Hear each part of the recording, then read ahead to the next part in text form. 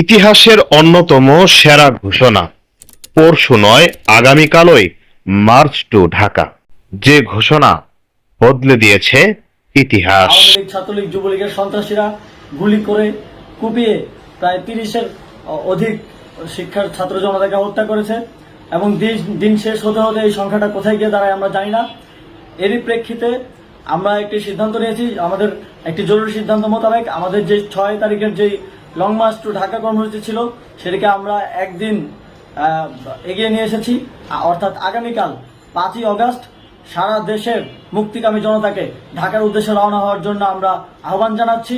যারা পারবেন, যাদের পক্ষে সম্ভব হবে, আজ রাতেই আপনারা ঢাকার উদ্দেশ্যে রওনা হয়ে যান। আমরা আগামীকাল সারা দেশের মুক্তিকামী জনতাকে ঢাকায় আসার আহ্বান জানাচ্ছি। বিশেষ করে ঢাকার আশেপাশের যে জেলাগুলো আছে, আপনারা দায়িত্ব নিয়ে মসজিদের মাইকে ঘোষণা দিয়ে যাদেরকে পাবেন সবাইকে নিয়ে ঢাকার উদ্দেশ্যে রওনা হন। এই লড়াই আমাদের জন্য একটি চূড়ান্ত লড়াই। আমরা চূড়ান্ত ঘোষণার জন্য প্রস্তুত, আমরা গণভবনের দিকে যাত্রার জন্য প্রস্তুত এবং সেই উদ্দেশ্যেই আপনারা সবাই ঢাকা আসুন। আমরা আপনাদের সবাইকে নিয়ে আমাদের চূড়ান্ত দাবি আদায়ে এগিয়ে যাব। আমি জানি না সমন্বয়করা আজকে রাতে বেঁচে থাকতে পারবে কিনা, কিন্তু আপনাদের উপর আমরা এই দায়িত্ব দিচ্ছি। আপনারা সবাই নিজ দায়িত্বে ঢাকায় আসবেন আগামীকাল এবং পরশু পরিস্থিতি বিবেচনা করে পরশু গণভবনের দিকে 4 দিক থেকে আমরা রওনা হব। আমরা খুব আতঙ্কের সাথে লক্ষ্য করছি যে ছাত্রলীগ, যুবলীগ এবং আওয়ামী লীগের গুন্ডারা পুলিশের অস্ত্র দিয়ে পর্যন্ত সাধারণ জনগণের উপর হামলা করছে। কিন্তু একটি সুখের খবর হচ্ছে, সারা দেশের বিভিন্ন স্থানে সেনাবাহিনী ছাত্র জনতার পক্ষে দাঁড়িয়েছে। আবার কিছু কিছু জায়গায় যেমন মিরপুর ও মোহাম্মদপুরে সেনাবাহিনী ছাত্র জনতার বিপক্ষে দাঁড়িয়ে গুলি চালাচ্ছে। আমরা সেনাবাহিনীর প্রতি আহ্বান জানাতে চাই, আপনারা এদেশের নাগরিক এবং আপনারা এদেশের নিরাপত্তার দায়িত্বে আছেন, এদেশের জনগণের যানবাহনের নিরাপত্তার দায়িত্বে আছেন। আপনারা দেশের পক্ষে এবং দেশের জনগণের জন্য কাজ করবেন।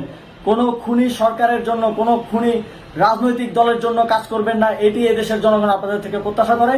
আমাদের এই আন্দোলনে সম্পূর্ণ সমর্থন দিয়ে হয় নিরপেক্ষ থাকুন, অথবা এই খুনি বাহিনীকে, সরকারের খুনি বাহিনীকে প্রতিহত করুন, তাদেরকে যথাযথ শাস্তির আওতায় নিয়ে আসুন। যেই কারফিউ সরকারের পক্ষ থেকে ঘোষণা করা হয়েছে, আমরা স্পষ্টভাবে বলতে চাই, সেনাবাহিনী এই ধরনের কোনো কারফিউ বাস্তবায়নের জন্য মাঠে না নামে। যদি মাঠে নামে তাহলে সেনাবাহিনী স্পষ্টভাবে অফিসিয়ালি জনতার বিরুদ্ধে দাঁড়াবে। আমরা চাই না সরকারের এই ষড়যন্ত্রে সেনাবাহিনী পা দিক।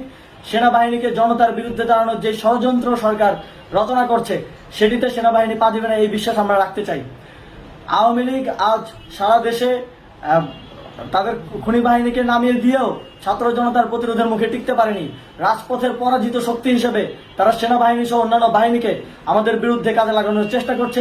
এই চেষ্টাকে, এই ষড়যন্ত্রকে ব্যর্থ করতে হবে এবং আগামীকাল সারা দেশে মসজিদে মসজিদে ঘোষণা দিয়ে ঢাকার উদ্দেশ্যে আপনারা রওনা হন। প্রত্যেকটি পরিবার থেকে অন্ততপক্ষে একজনকে ঢাকার উদ্দেশ্যে রওনা করে দিন, এই ইতিহাসের সাক্ষী হতে, একটি নতুন বাংলাদেশের অভ্যুদয় ঘটানোর একজন কর্মী হতে। ধন্যবাদ সকলকে।